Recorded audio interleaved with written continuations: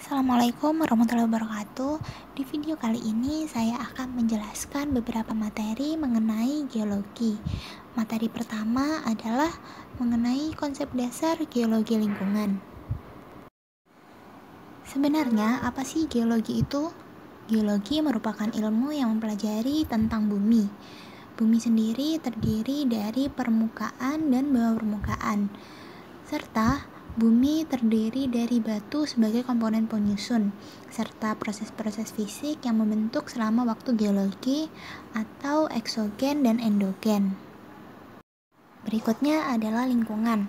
Lingkungan merupakan total keseluruhan dari suatu keadaan. Lingkungan meliputi kondisi fisik dan sosial budaya. Kondisi fisik sendiri berupa bentuk lahan, udara, air, dan gas. Sedangkan sosial budaya meliputi etika, ekonomi, estetika, dan kenyamanan. Ada beberapa konsep mengenai geologi lingkungan. Berikut adalah 7 konsep geologi lingkungan. Konsep pertama yaitu menjelaskan bahwa bumi pada dasarnya merupakan sistem yang tertutup. Bumi dikatakan sebagai sistem dengan 4 buah bagian, yaitu atmosfer, hidrosfer, biosfer, dan litosfer. Di setiap bagian sistem itu terjadi berbagai macam aktivitas yang saling berkaitan. Kemudian konsep yang kedua.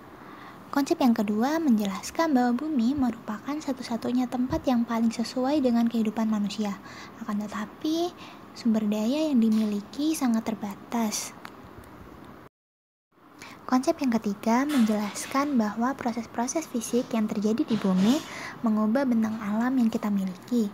Kemudian, konsep ketiga juga menjelaskan tentang sejarah geologi mengenai proses yang telah terbentuk pada masa lalu yang saat ini kita masih bisa melihat hasil dari proses itu.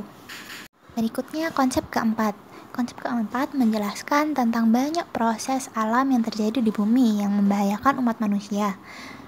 Semua bencana itu merupakan dampak dari proses-proses yang terjadi di bumi, karena bumi merupakan suatu sistem yang terus bergerak. Kemudian konsep kelima. Konsep kelima menjelaskan tentang perencanaan penggunaan lahan dan pengairan harus berusaha memperhatikan keseimbangan antara pertimbangan segi ekonomi dan segi lainnya seperti estetika. Konsep berikutnya adalah konsep keenam. Konsep keenam ini menjelaskan tentang dampak dari penggunaan lahan yang cenderung bertumpuk. Konsep yang terakhir adalah konsep ketujuh. Ini menjelaskan tentang perbedaan dalam pertimbangan suatu pembangunan sebuah wilayah yang dapat digolongkan menjadi 3 kategori, yaitu fisik, biologis, dan fungsi kedayagunaan. Faktor fisik itu pertimbangan keadaan geografis, proses hidrologi, tipe batuan dan tanah, serta klimatologi. Sedangkan faktor biologis yaitu pertimbangan aktivitas makhluk hidup terutama tumbuhan dan hewan, perubahan keadaan biologis atau proses, spatial analisis terhadap informasi. Kemudian untuk faktor fungsi kedayagunaan yaitu kegunaan lahan, estetika, keterkaitan antara aktivitas manusia dengan faktor fisik dan biologis, dan peraturan yang mengatur lingkungan. Oke, di sini kita sudah sampai pada materi yang kedua, yaitu mengenai geologi pada permukaan tanah. Lapisan tanah. Tanah terdiri atas lapisan-lapisan. Lapisan itu berurut-urut dari atas ke bawah. Setiap lapisan memiliki jenis dan karakteristik yang berbeda. Lapisan tanah dibagi menjadi 4 bagian, yaitu lapisan atas, lapisan tengah, lapisan bawah, serta lapisan batuan induk. Lapisan yang pertama adalah lapisan atas. Tanah lapisan atas berwarna gelap dan kehitam-hitaman, tebalnya antara 10-30 cm.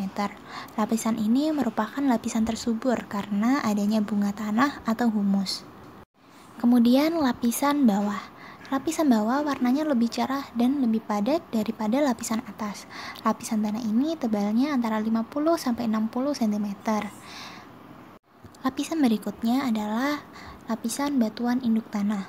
Batuan induk tanah merupakan batuan asal dari tanah. Lapisan tanah ini warnanya kemerah-merahan atau kelabu keputih-putihan. Semakin ke dalam, lapisan ini merupakan batuan pejal yang belum mengalami proses pemecahan. Pada lapisan batuan induk tanah ini, tumbuhan jarang bisa hidup. Berikutnya adalah jenis-jenis tanah di Indonesia. Yang pertama adalah tanah humus. Tanah humus merupakan tanah yang sangat subur, terbentuk dari lapukan daun dan batang pohon di hutan hujan tropis yang lebat. Yang kedua adalah tanah pasir. Tanah pasir merupakan tanah yang bersifat kurang baik bagi pertanian, yang terbentuk dari batuan beku serta batuan sedimen yang memiliki butir-butir kasar dan berkelikir. Berikutnya adalah tanah aluvial atau tanah endapan. Tanah aluvial merupakan tanah yang dibentuk dari lumpur sungai yang mengendap di dataran rendah, serta memiliki sifat tanah yang subur dan cocok untuk lahan pertanian. Berikutnya adalah tanah podzolit. Tanah podzolit merupakan tanah subur yang umumnya berada di pegunungan dengan curah hujan tinggi dan bersuhu rendah. Berikutnya adalah tanah vulkanik atau tanah gunung berapi. Tanah ini terbentuk dari lapukan materi letusan gunung berapi yang subur serta mengandung zat hara yang tinggi. Tanah jenis ini dapat dijumpai di sekitar lereng gunung berapi. Berikutnya adalah tanah laterit. Tanah ini adalah tanah yang tidak subur, yang tadinya subur dan kaya akan unsur hara. Namun, unsur hara tersebut hilang karena larut dibawa oleh air hujan. Berikutnya adalah tanah mediteran atau tanah kapur. Tanah ini sifatnya tidak subur yang terbentuk dari pelapukan batuan yang kapur. Kemudian tanah gambut atau tanah organosol. Tanah ini merupakan jenis tanah yang kurang subur untuk bercocok tanam, yang merupakan hasil pembentukan lapukan tumbuhan rawa. Materi berikutnya adalah jenis-jenis tanah. Yang pertama adalah tanah vulkanis. Tanah vulkanis terdiri dari 3 tanah, yaitu andosol, regosol, dan aluvial. Tanah ini cocok digunakan sebagai lahan pertanian. Berikutnya adalah tanah organosol. Tanah organosol terdiri dari 2 jenis, yaitu tanah humus dan tanah gambut. Tanah humus cocok digunakan sebagai lahan pertanian, sedangkan tanah gambut cocok untuk pertanian pasang surut. Berikutnya adalah tanah litosol. Tanah ini masih ditumbuhi oleh alang-alang atau bisa juga digunakan sebagai hutan. Yang keempat adalah tanah podzol. Tanah ini cocok untuk pertanian palawija. Kemudian tanah laterit. Tanah ini cocok untuk lahan pertanian karena mengandung unsur hara yang tinggi yang mengalir ke dalam tanah. Selanjutnya adalah tanah mergel.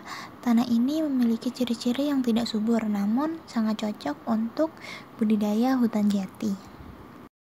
Berikutnya adalah tanah terra rosa. Tanah ini terdiri dari 2 jenis, yaitu tanah resina dan mediteran.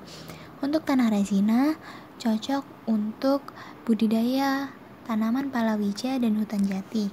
Sedangkan untuk tanah mediteran, cocok untuk pertanian tegalan dan hutan jati. Oke, itu saja beberapa materi mengenai geologi. Mohon maaf jika ada salah kata. Wassalamualaikum warahmatullahi wabarakatuh.